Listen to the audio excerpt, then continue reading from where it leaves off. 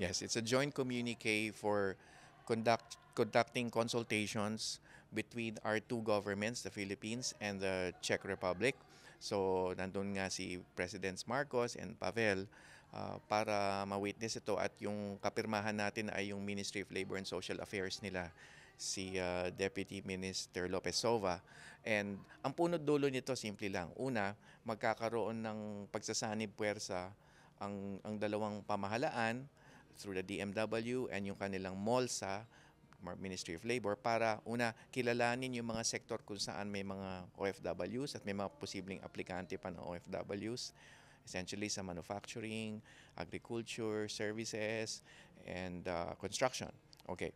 Pangalawa, magkaroon ng mekanismo para sa transparent, safe, ethical recruitment. Yan, napakahalaga niyan. Siguraduhin walang malilin lang ng illegal recruiter o human trafficking, walang bibigyan ng substandard contract o mga terms and conditions of employment na labag sa batas natin at batas dito sa Czech Republic. Pangatlo, yun nga yung sistema ng consultations. Ibig sabihin, bukas ang linya ng communication, napakahalaga nito. Na kapag tayo may gustong kausapin sa isang host country na katulad ng Czech Republic, bukas ang kanilang komunikasyon, ang kanilang linya, ang kanilang daan. Bakit? Para mas ma-resolve natin, malutas natin ang mga dinudulog sa atin ng mga OFWs dito.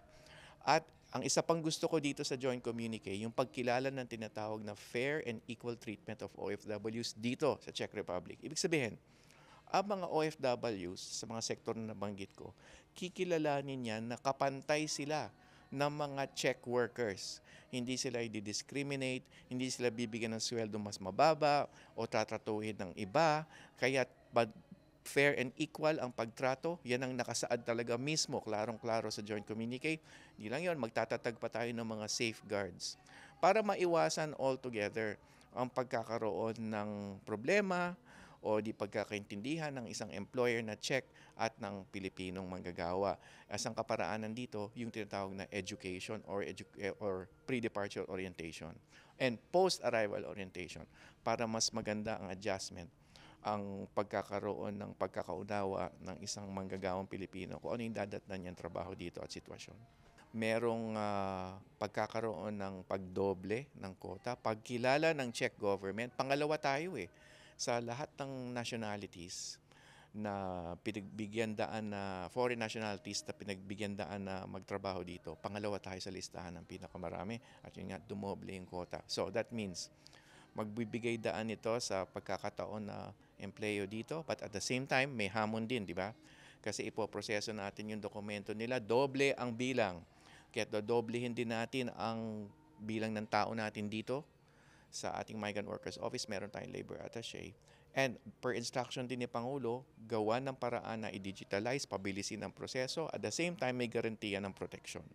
Ang panawagan natin ay magkaroon ng pag-uunawa. Bukas ang inyong isipan na maraming kailangan malaman bago pa man pumunta sa isang bansa na katulad ng Czech Republic. At doon sa mga nandito na, yung mga batikang OFWs na, ibahagi ninyo ang kaalaman ninyo, mga payo ninyo, tips, advice para doon sa mga padating pa lang, kasi doon natin makikita, gagawa natin ng mga social media memes, mga pamphlets, brochures, ang inyong mga payo, yung financial education para hindi malinlang sa pagkabaon ng utang o investment scams ang mga OFWs natin at kanilang mga pamilya.